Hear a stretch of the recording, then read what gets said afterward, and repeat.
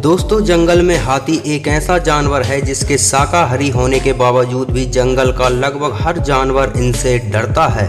अब ये मांसाहारी होते तो जंगल का नज़ारा ही कुछ और होता और जंगल का राजा भी शायद हाथी ही होता। दोस्तों, लकड़बग्घे अपने शिकार की हड्डियां तक चबा जाते हैं क्योंकि इनका वाइट फोर्स शेर से भी ज्यादा होता है और ये झुंड में तो शेर को भी धूल चटाने का मादा रखते हैं, लेकिन हाथी के आगे इन लकड़बग्घों की एक नहीं चलती।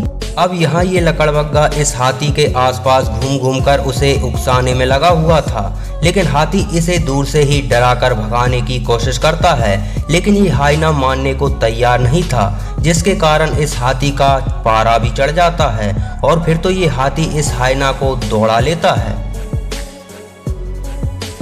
दोस्तों, शेर हाथियों के बच्चों का शिकार करने में कामयाब हो जाते हैं, लेकिन जब हाथी की मां उनके साथ ना हो। अब यहाँ इस बच्चे की मां इसके साथ नहीं थी, जिस कारण ये शेर इस बच्चे का शिकार करने में कामयाब हो जाता है। लेकिन यहाँ का नज़ारा कुछ और ही था, क्योंकि इन भूखे शेरों को जब शिकार की तलाश थी तभी इन्हें हाथी का बच्चा दिखाई देता है, लेकिन यहाँ इस बच्चे के साथ इसकी माँ भी थी।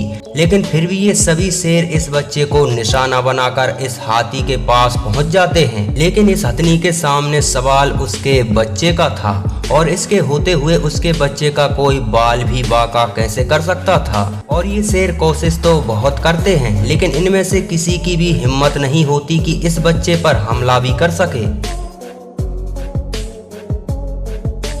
अब दोस्तों, यहाँ पता लगता है कि जंगल में हाथी का क्या रुतबा है, क्योंकि यहाँ हिप्पो बड़ी तादाद में इस तालाब में मौजूद थे और ये हाथी यहाँ आता है और इस तालाब को पार करने लगता है।